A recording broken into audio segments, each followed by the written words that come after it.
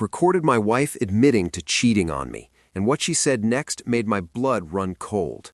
I'm 36 years old, been married for 11 years, got 2 amazing kids, a 10-year-old daughter and an 8-year-old son.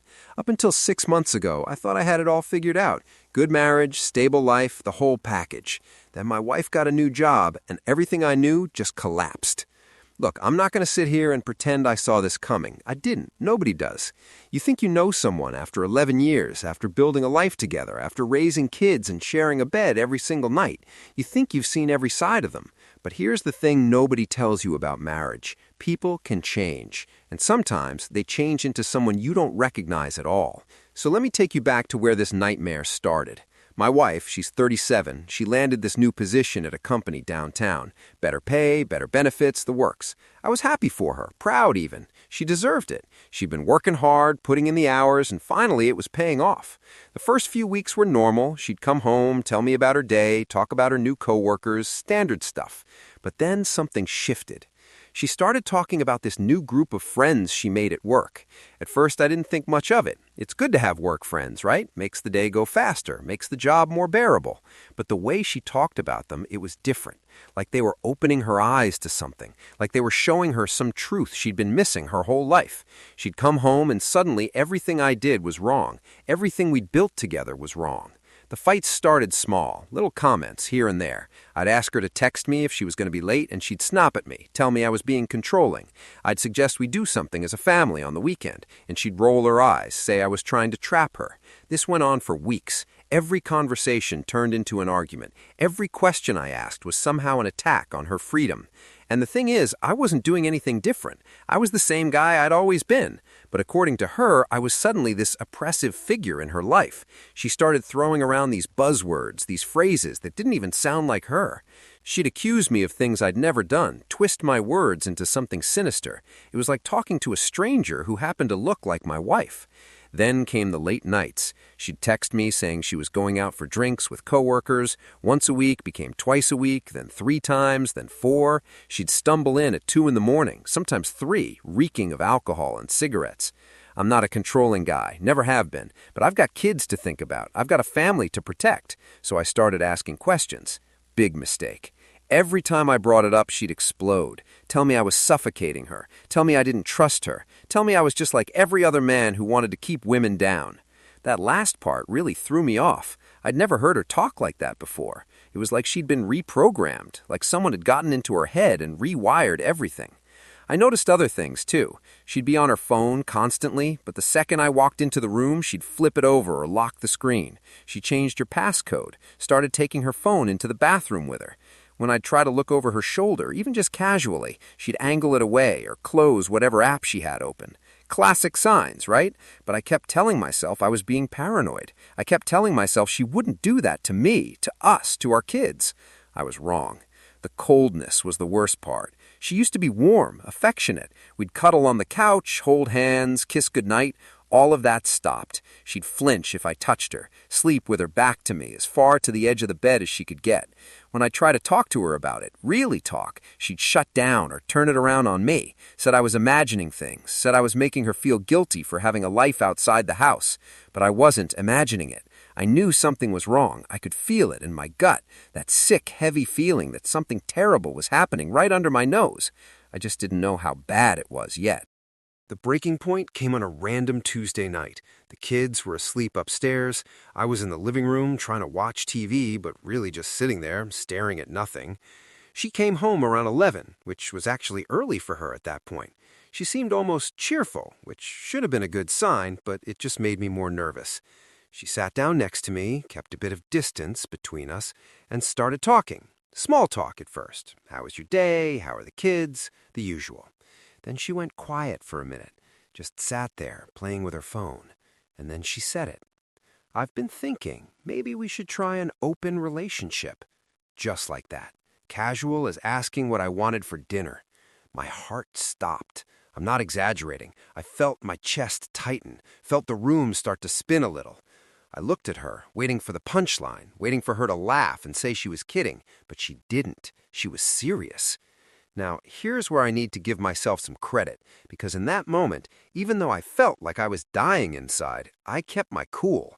I'd been suspicious for weeks, had been preparing myself for something bad. Not this exactly, but something.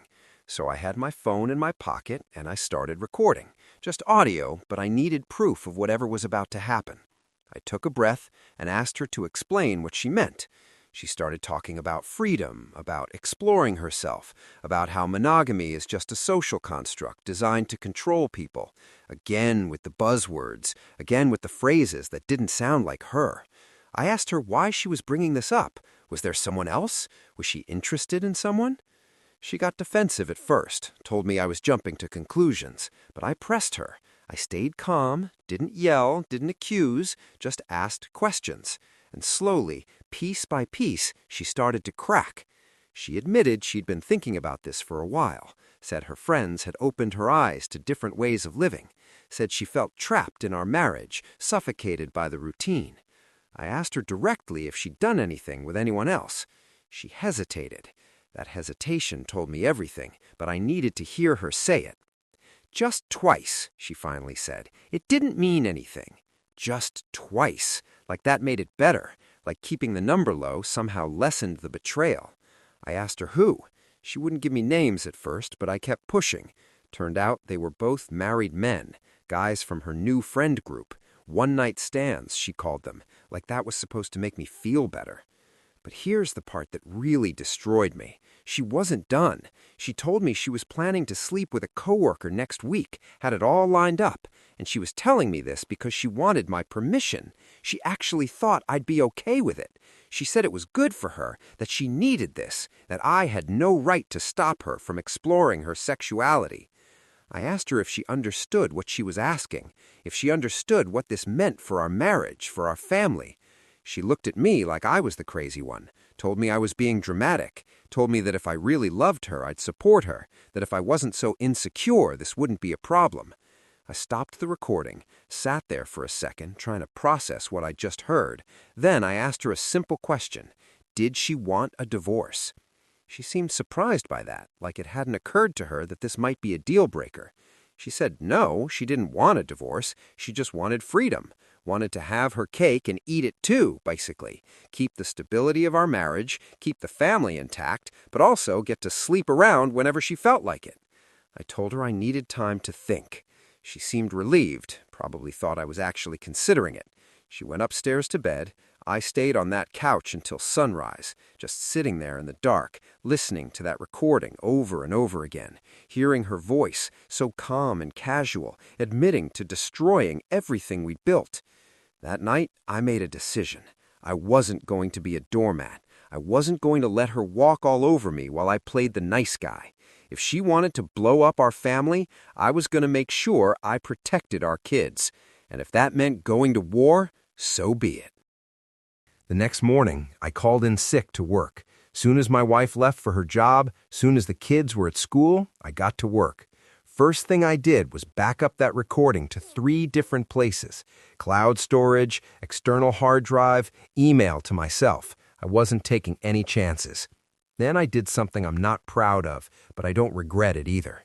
I knew her phone passcode from months ago, before she changed it, but I'd watched her enter the new one a few times, caught it from the right angle. So I grabbed her iPad from her nightstand. She'd forgotten most people sync their messages across devices. Jackpot. I spent 3 hours going through everything. Messages, photos, social media apps. Most of the recent stuff was deleted, but I knew there were ways to recover that. I took screenshots of what I could find. Conversations with her friends, talking about guys they'd hooked up with, comparing notes like it was some kind of game. Messages with one of the guys she'd slept with, making plans to meet up again. But what really made my stomach turn were the conversations about me. Her friends ripping me apart, calling me controlling, calling me toxic, saying she needed to leave me. And she was agreeing with them, laughing at me, making jokes about our marriage, about our life together. 11 years reduced to punchlines in a group chat. I found deleted photos, too. Her at bars, at parties, dressed in clothes I'd never seen her wear, sitting on guys' laps, kissing someone in one photo. I wanted to throw that iPad against the wall. Instead, I recovered everything I could, saved it all, and put the device back exactly where I found it. Next step was harder. I needed more information and I needed to protect myself. So I called a locksmith, had him come over and change the locks on the house. Then I went to a tech store and bought 2 hidden cameras, small ones, the kind that look like regular objects. I set one up in the living room, one in the kitchen. If she was going to try anything, if her friends were going to come over and coach her on how to screw me over, I wanted it on video. That might sound extreme to some of you, but trust me, I had a reason. In one of those group chats I'd seen, her friends were talking strategy, not just about how to justify cheating or how to manipulate me into accepting an open marriage. They were talking about what to do if I pushed back. One of them suggested she could claim I was abusive. Just say it, make a report, and even if it wasn't true, it would help her in a divorce. I'm not a violent person, never laid a hand on my wife, never even raised my voice beyond normal argument level. But I knew that in situations like this, accusations alone can destroy you. So yeah, I set up cameras. I needed proof of what was really happening in my own house. Then I contacted a lawyer, found one who specialized in divorce cases, particularly messy ones.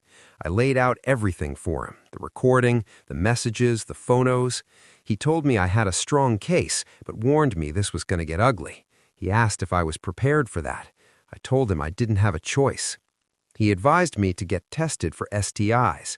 That hit me like a punch to the gut. In all of this, I hadn't even thought about that. I'd been so focused on the betrayal, on the lies, that I didn't consider the physical consequences. I made an appointment for the next day.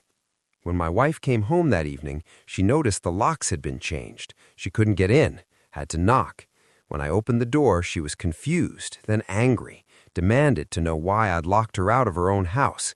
I kept my voice steady, told her we needed to talk, told her I knew about the affairs, knew about her plans, knew about everything. Her face went white. She tried to deny it at first, said I was invading her privacy, said I had no right to go through her stuff. I told her about the recording. That shut her up real quick. Then I told her she needed to leave. Temporarily, I said, until we figured this out. But really, I was done. I couldn't look at her without feeling sick. She started crying, saying she was sorry, saying she'd made a mistake, but it felt hollow, like she was sorry she got caught, not sorry for what she'd done. She packed a bag and left. Went to stay with one of her friends, probably the same ones who'd been encouraging this whole mess. After she left, I sat down with my kids. That was the hardest conversation I've ever had to have. My daughter, she's smart. She'd noticed things weren't right between her mom and me. My son, he's younger, but he knew something was wrong too. Kids always know. I didn't tell them everything. How could I? They're 10 and 8. But I told them that their mom and I were having some problems, that she was going to stay somewhere else for a bit, and that none of this was their fault.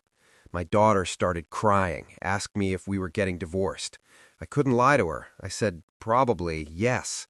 My son just stared at me, didn't say anything. That silence was worse than the tears. I hugged them both for a long time that night, put them to bed, read them stories like I used to when they were smaller, tried to give them some sense of normalcy in the middle of this chaos. After they fell asleep, I went back downstairs and just broke down, cried harder than I'd cried in years, not just for my marriage, but for my kids.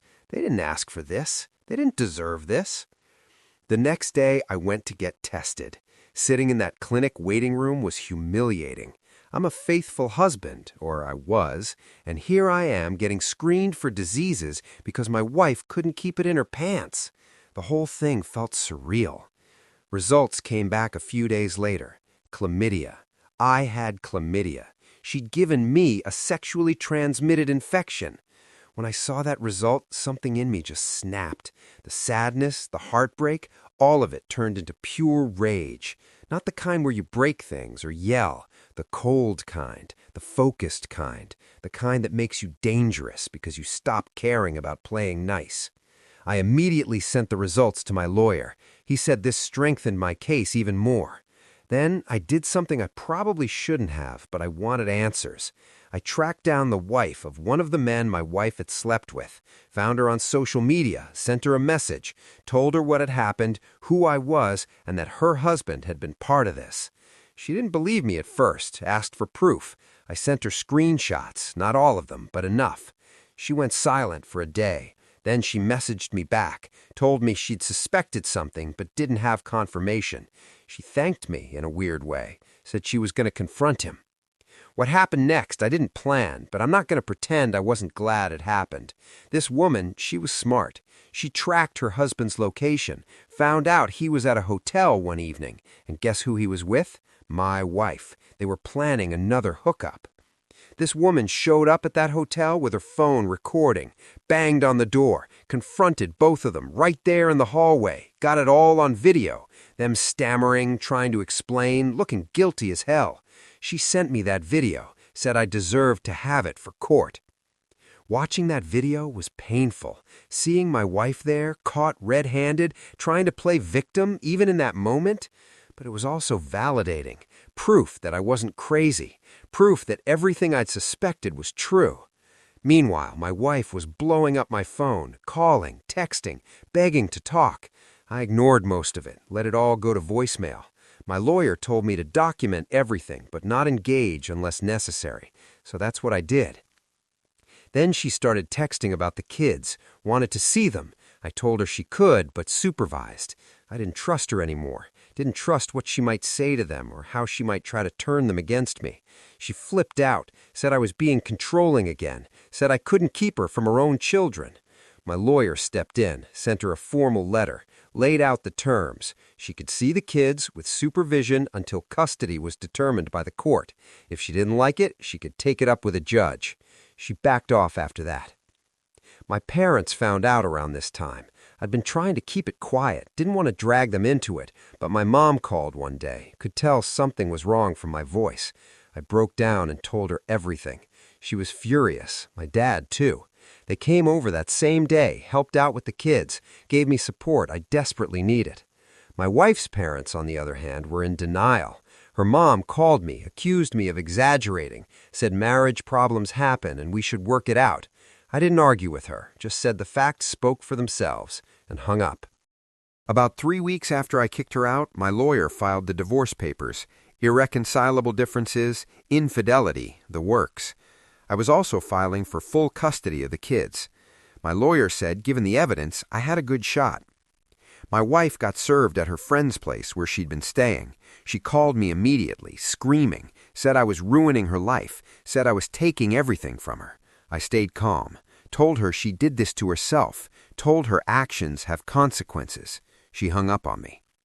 The custody battle started getting messy. She hired her own lawyer, a cheap one from what I could tell, started making claims that I was poisoning the kids against her, that I was an unfit parent.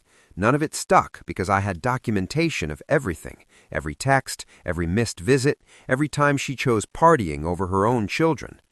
And that's when things got darker. I started hearing things through mutual friends.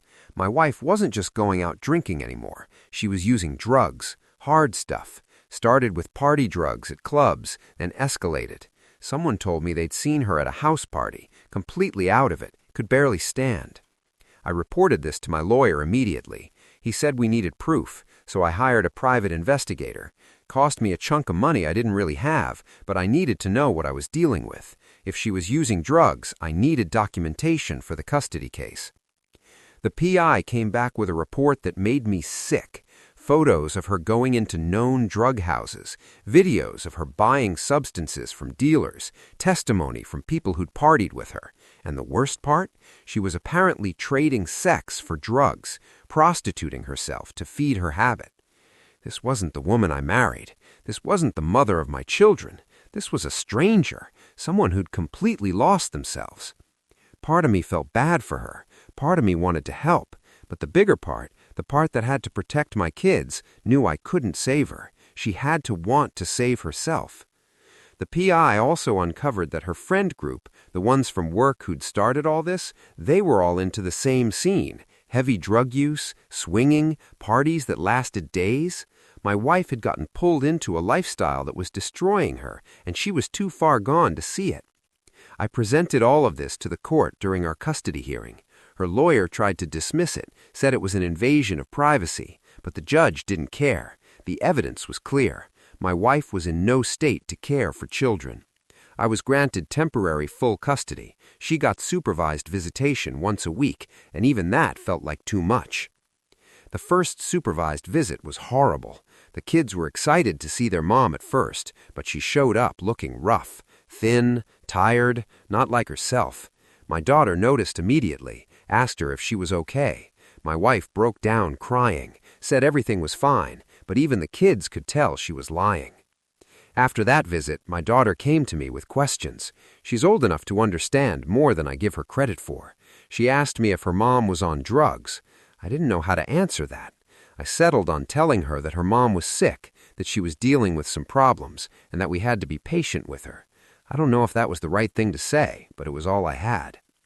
My son, he just got quiet, stopped talking about his mom, stopped asking when she was coming home. That worried me more than anything. I took him to a child therapist, someone who could help him process everything. The therapist said he was internalizing his feelings, that it would take time for him to open up. Meanwhile, my wife's downward spiral continued. She lost her job, the one that started all this, got fired for showing up high or not showing up at all. She moved out of her friend's place, ended up bouncing between couches, sometimes sleeping in her car. Her parents finally started to see what was happening. Her dad called me one day, voice shaking, asking me to help her. I told him I would if I could, but she had to want help. She had to check herself into rehab, get clean, take this seriously. He said he'd try to talk to her. I don't know what he said, but it didn't work. She refused treatment, said she didn't have a problem, said everyone was overreacting. 2 months after the custody hearing, I got a call from the hospital. My wife had been found unconscious in an alley downtown. Overdose. They'd revived her, but she was in bad shape. They'd also found signs of assault. Someone had beaten her, left her there to die. I didn't know what to feel. Part of me was relieved she was alive. Part of me was angry that she'd let it get this far. Part of me just felt empty. I drove to the hospital, more out of obligation than anything else. She was awake when I got there, bruised, broken, barely recognizable. She looked at me and started crying, apologized over and over, said she'd messed up, said she didn't know how things got so bad. I just stood there, didn't say anything. What was there to say? She told me what happened. Her so-called friends, the ones who'd introduced her to this lifestyle, they'd set her up, got her high, then let some guys assault her, robbed her, beat her, left her for dead. The friends she'd chosen over her family, over her kids, they'd betrayed her in the worst way. I felt something then. Not pity exactly, but something close to it. She'd thrown away everything for people who didn't care about her, people who saw her as a disposable object. And now she was lying in a hospital bed, alone because of choices she'd made. I told her I hoped she'd get better, told her she needed to go to rehab, get clean, figure her life out. But I also told her we were done. The divorce was going through. I was keeping the kids. She'd have to prove herself over months, maybe years, before I'd even consider unsupervised visitation. She nodded, didn't argue. I think she knew she'd lost everything. I left the hospital and didn't look back. A week later, she was released. Her dad picked her up, took her to his house. He called me and said he was going to be her legal guardian, that he was forcing her into treatment whether she liked it or not. He sounded broken on the phone. No parent should have to see their child like this. She went to a court-ordered rehab facility, inpatient treatment, locked down, no contact with the outside world except supervised calls. Her dad said it was the only way. She'd tried to refuse, but he'd gotten a court order based on her suicide attempt that happened a few days after the hospital release. She'd tried to overdose again, intentionally this time. Her dad found her just in time. Hearing about the suicide attempt hit me harder than I expected. Despite everything, despite all the pain she'd caused, I didn't want her to die. I wanted her to get better. Not for me, not even for her, but for our kids. They deserved to have a mom, even if it wasn't in the way it used to be. The divorce was finalized while she was in rehab. I got full custody. She got nothing. The house, the assets, everything went to me because of her infidelity and drug use. It felt hollow winning like this. There was no satisfaction in it. I moved out of our old house. Too many memories, too much pain in those walls. Found a smaller place closer to my parents. The kids adjusted slowly. They had rough days, days where they'd cry for their mom or ask questions I couldn't answer. But they also had good days, days where we'd laugh, where things felt almost normal. My daughter started doing better in school. My son started opening up more in therapy. We found a rhythm, the three of us. It wasn't the life I'd planned, but it was something. We were surviving. Then, 4 months into her rehab stay, I got another call. This one was from her dad. His voice was flat, emotionless. My wife had died. Another overdose. They'd found drugs in her room, hidden somehow, despite the facility's security. She'd used them alone, late at night. By the time staff found her in the morning, it was too late. I sat down hard when he told me. Couldn't process it. After everything, after all the fighting and the pain and the small glimmers of hope that maybe she'd turn it around, she was just gone. Her dad was devastated. Blamed himself, blamed the facility, blamed everyone. I didn't blame anyone. Addiction is a monster. It takes people, and it doesn't let go. She'd fought it in her way, but it was stronger. I had to tell the kids their mom had died. That was the worst conversation of my entire life. Worse than telling them about the divorce. Worse than anything. My daughter sobbed for hours. My son went completely silent, didn't react at all for 2 days. The funeral was small, just family and a few old friends who'd known her before everything fell apart. Her friend group, the ones who'd led her down this path, none of them showed up. I wasn't surprised. People like that don't stick around when things get real. I brought the kids. My therapist had advised against it, said they were too young, but I thought they needed closure. They needed to say goodbye.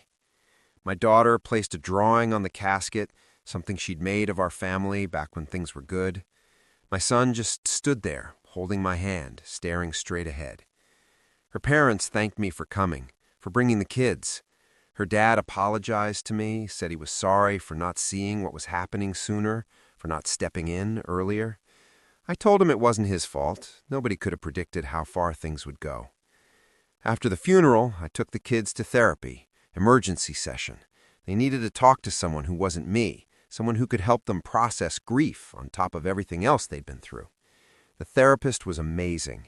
She helped them understand that their mom was sick, that addiction is a disease, and that sometimes people lose that battle. My daughter asked if her mom had loved her. That question broke me. I told her yes, absolutely. Her mom loved her and her brother more than anything, and I believe that's true. Somewhere under all the drugs and bad decisions, the woman I married still loved her kids. She just couldn't show it anymore, couldn't be the person they needed. Life after that was about moving forward. I threw myself into being the best dad I could be. Homework, school events, bedtime stories, everything. My parents helped a lot. They'd come over for dinner, take the kids on weekends when I needed a break, just be there. I don't know what I would have done without them. Work was understanding, too. My boss knew what I'd been through, gave me flexible hours when I needed them. I was lucky in that regard. Not everyone has that support. Slowly, over months, things started to feel less heavy. The kids smiled more, laughed more. My daughter joined a soccer team. My son started drawing, filling notebooks with pictures. They were healing. It was slow, and there were setbacks, but they were getting there. I started healing too, went to therapy myself, worked through the anger and betrayal and grief. It helped. I learned that I wasn't responsible for my wife's choices. I'd done what I could. I'd tried to protect my family. The rest was out of my control. Dating wasn't even on my radar. I couldn't imagine trusting someone like that again. Maybe someday, but not now. Right now, my focus was on my kids, on building a stable life for them, on showing them that even when things fall apart, you can put the pieces back together. I also made sure my kids knew their mom's story, as age-appropriate as possible. Not the graphic details, but the truth, that she'd made bad choices, gotten involved with bad people, and struggled with addiction. I didn't want them to idolize a false memory of her, but I also didn't want them to hate her. It's a fine line to walk. My daughter sometimes asks what her mom would think of her now. I always tell her she'd be proud, and I think that's true. Despite everything, despite how far she fell, I think if she could see her kids now, see how strong they are, she'd be proud. There are hard days still. Anniversaries, birthdays, Mother's Day. Those are tough. But we get through them together. We talk about their mom, remember the good times, acknowledge the bad. It's important not to pretend the pain didn't happen. It did, and it shaped us. I've learned a lot through all of this. About marriage, about trust, about how quickly life can change. I've learned that you can do everything right and still lose. I've learned that addiction doesn't care about your family or your kids or your plans for the future. It just takes and takes until there's nothing left. But I've also learned about resilience, about the strength of family, about the fact that even in the darkest times, there's still hope. My kids are proof of that. They went through hell, and they're still here, still fighting, still finding reasons to smile. I'm proud of them, proud of how far we've come. We're not perfect. We've got scars, but we're here. We're a family, and we're going to be okay. It's been over a year now since my wife died. The house we live in feels like home. The kids have their own rooms, decorated how they want. My daughter's room is covered in soccer posters and drawings. My son's has dinosaurs and spaceships everywhere. Normal kid stuff. It's nice to have normal. They both still see therapists regularly. My daughter's opened up more about her feelings. She talks about missing her mom, but also being angry at her. Her therapist says that's healthy, that it's okay to feel both things at once. My son's still quieter about it, but he's expressed himself through art. His therapist says that's his way of processing, and as long as he's doing that, he's moving in the right direction. I've had conversations with both of them about drugs, about making good choices, about how important it is to have real friends who look out for you. They're young for those conversations, but given what they've been through, I think it's necessary. I never want them to go down the path their mom went down. My daughter asked me recently if I'll ever get married again. I told her, I don't know, maybe someday, if I meet the right person, but I'm not looking. She said that's okay, that we're good, just the three of us. That meant more to me than she probably realizes. I've stayed in touch with my wife's dad. He checks in on the kids every few weeks, calls them, sometimes visits. He's trying to be a good grandpa, despite his own grief. I respect that. He lost his daughter in the worst way possible.